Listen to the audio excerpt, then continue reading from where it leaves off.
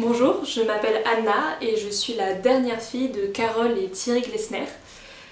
J'ai 23 ans, j'ai toujours connu mon père diacre, j'ai toujours connu mes parents très investis dans la paroisse, dans différents groupes catholiques, chrétiens, voilà, être très sociable également, devoir toujours dire bonjour aux gens. Quand nous sommes arrivés à Châtillon, là où papa était en mission avant de venir dans l'Aveyron, nous habitions dans l'ancien presbytère et donc pour mes frères et sœurs et moi, notre lieu de récréation en fait c'était la cour de l'église. Je me souviens, on aidait papa et maman à aller ouvrir, à s'assurer que l'église était ouverte quand il y avait des groupes de prière, que les locaux paroissiaux étaient aussi ouverts. Donc voilà, donc c'est être involontairement, en étant enfant, on était involontairement très investis également dans la paroisse. Jusqu'à ce que les gens en fait nous connaissaient, nous appelaient par notre prénom, enfin voilà, nous disaient bonjour. Mais nous on connaissait pas forcément, enfin voilà, quand on est enfant on se rappelle pas forcément de tous les prénoms. Donc ça a tendance à noyer un peu, voilà, de devoir toujours être, enfin voilà, d'être dans ce monde-là, d'être très actif. Avec ma grande sœur, on a été très vite actifs nous aussi dans la paroisse, en allant au catéchisme, à l'aumônerie, mais également justement en étant animateur.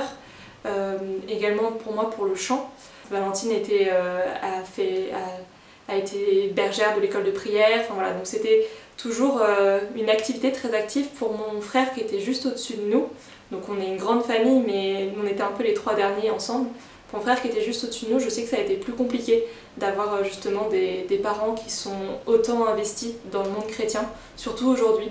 Et moi je sais que ce qu'ils m'ont apporté c'est quand même assez incroyable parce que en voyant toujours mon père préparer des homélies et voir mon père et ma mère voilà, préparer ensemble, travailler ensemble énormément, en fait ça m'a posé question mais aussi sur ma foi, sur voilà, la Bible. Et je me souviens d'une fois où j'ai aidé papa à écrire son homélie, c'était en plein milieu de mon bac français, enfin voilà, j'avais dit à papa moi je vais t'aider à préparer ton homélie, ça va me permettre de travailler mon bac.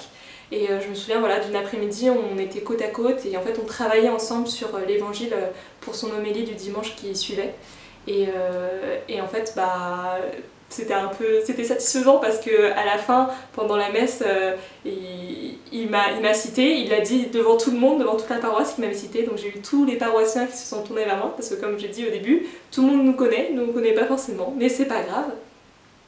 Mais voilà, être enfant de diacre, ça peut être aussi très compliqué parce que papa, comme il avait aussi son métier à côté de professeur, il rentrait tard le soir et il y avait des soirs où on le voyait un peu en coup de vent parce qu'il devait repartir à une réunion EAP, baptême, préparation mariage, voilà, tout, aller aussi à la rencontre des gens, enfin voilà, c'était très très dense. Il y avait des moments où on le voyait pas forcément, enfin c'était pas toujours très agréable de se dire en fait mon père il est pas forcément tout le temps avec moi, il doit aussi aider les autres. Mais on avait, et j'en remercie le diocèse de Nanterre, on avait, et ça avait été mis en place d'avoir des vacances tous ensemble, donc faire en sorte que les familles des diacres puissent être en vacances ensemble. Donc en fait on retrouvait aussi des enfants qui étaient dans le même cas que nous, où le père était diacre ou la mère hyper investie, ou pas forcément d'ailleurs, et en fait ça nous permettait entre enfants de diacres en fait de créer aussi une communauté, de voir en fait qu'on n'était pas seul. Et lors de ces vacances, on s'éloignait vraiment du diocèse, enfin, on était allé à la Salette, on était allé à Notre-Dame-du-Lot, donc beaucoup dans les Alpes. Mais voilà, en fait ces temps, ça nous permettait de parler entre nous, mais également de parler avec nos parents, et surtout en fait de parler aussi avec l'évêque. Et l'évêque venait nous voir en nous demandant voilà, comment vous ressentez le fait que votre père est hyper investi, votre mère aussi peut-être. Voilà, donc ça nous permettait en fait d'avoir cet échange-là qui était très, très enrichissant. Et vraiment, je pense que c'est quelque chose qu'il faut qu'il y ait des lieux où les diacres ou les familles des diacres puissent un peu partir en fait. On a besoin d'aller se ressourcer et il faut pouvoir partir vraiment, s'expatrier un peu pour revenir avec des idées neuves, avec de nouveau de l'entrain.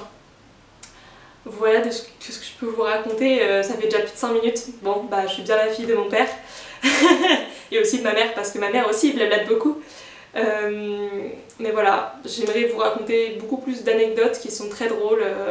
Et voilà, c'est une vie avec des parents qui sont autant investis, c'est que des rebondissements, justement que ça motive. Voilà, c'est une vie qui motive à aussi donner, à aussi s'investir, à faire aussi attention aux autres. Et voilà.